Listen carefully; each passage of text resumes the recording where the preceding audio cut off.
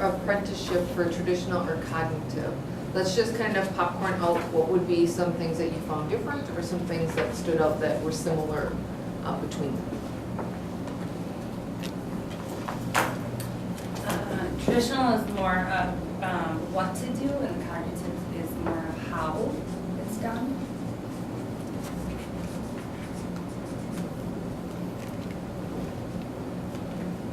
The traditional kind of seemed more like gradual release, so giving them like a small responsibility and slowly building up to more and more.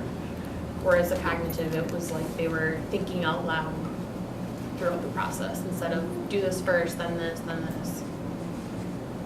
And would you say building on yours, would it be doing small?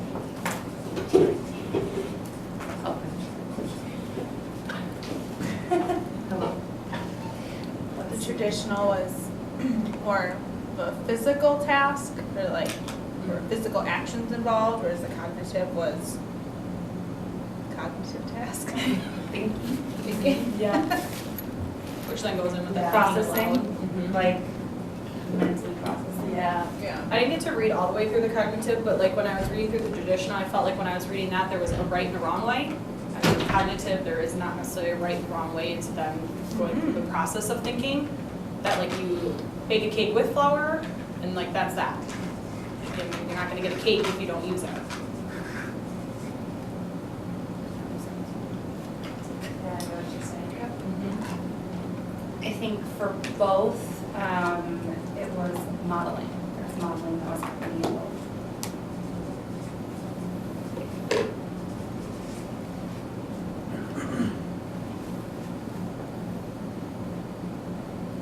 So there's like an expert and a student at the modeling, but. Yep.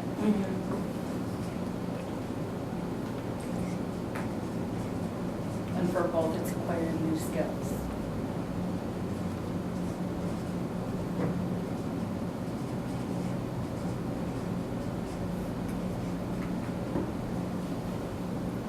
They both take a period of time, neither of them you were expected to know right away.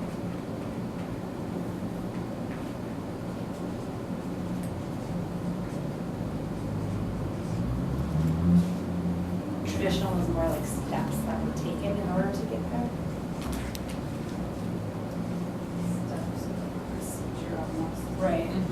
I was just gonna say it's more like having observations too, like during the traditional one, like you're observing things happening, where like the cognitive, it's like you're kind of taking the back seat and listening to the thinking aloud and kind of making your own observations, but like the traditional it seemed like you had something to be looking for, like there's a purpose each time.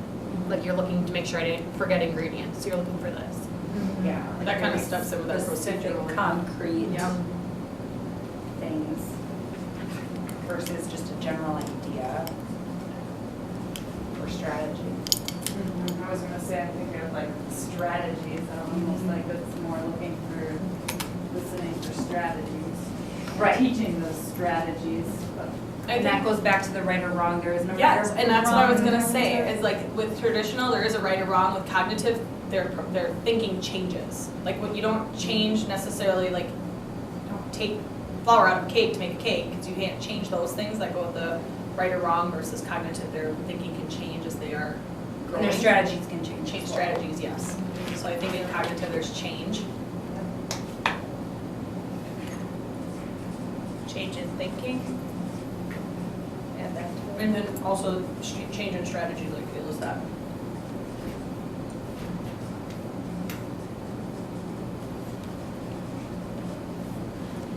And I know we have processing up there for cognitive, but for cognitive, you're teaching that process, you're not teaching for a specific outcome. Whereas with the traditional, you're teaching for an outcome. Your outcome is to have a cake or to ride a bike. But cognitive, everyone's outcome might be different, so that's not what you're teaching for. I guess they both together have goals. Like you said, but like the goals are different at the end. They both are including some form of outcome. I think they both require some sort of scaffolding throughout. Mm-hmm. Like in traditional, like the baking of the cake, the person scaffolded along in addition to cognitive, you know, you kind of do more like out and just teaching them strategies.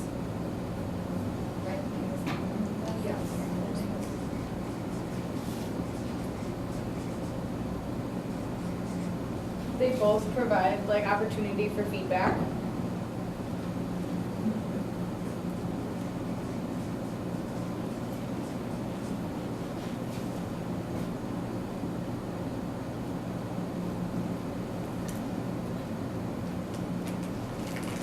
Cognitive, and I believe it's almost like through this, then they're able to, you want them to be able to transfer like the strategies and the skills that they're learning to other areas potentially, whereas traditional, they can't necessarily, it maybe isn't as prevalent. I suppose it also would be think that you both. kind of need those cognitive strategies in order to do the traditional strategies, you know, like, you need some of those cognitive skills in order to be able to take on some of that traditional apprenticeship. You know what I mean? Yeah. I don't put that kind of middle, just like we need both. And they have their different places, things like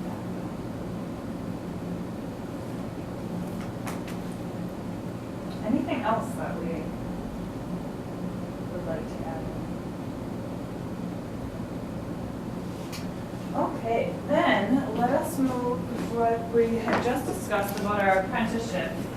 We are going to be working, you're going to be working in teams, in 2 teams, and you're going to be, I guess, teams or groups, however you want to say it. Let's see if I can get this up here. So when you're in your groups, you will see that there are 3 different columns.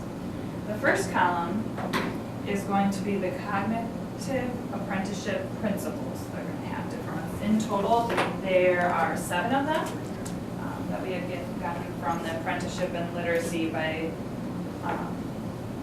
in which we have gone into this before. All of these are going to be very familiar to you.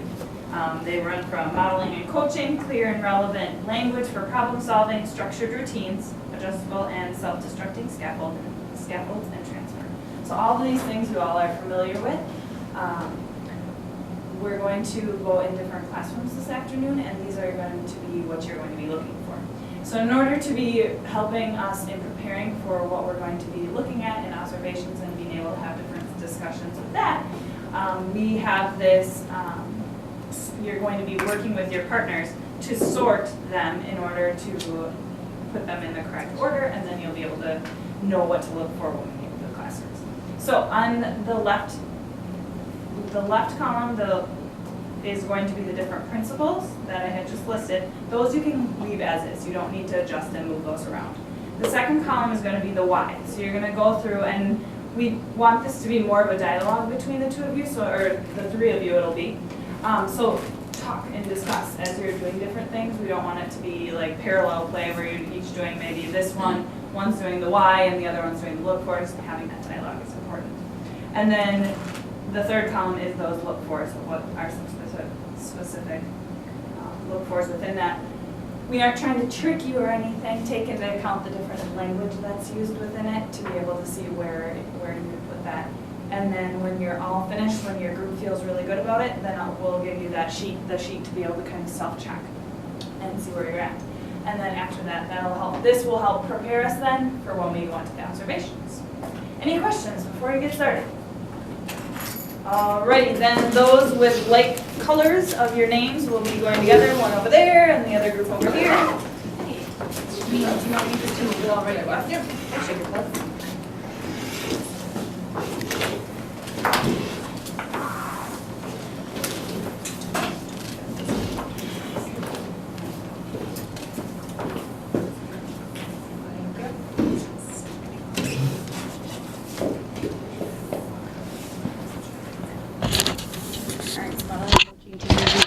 Coaching techniques with memorable demonstrations and explicit language.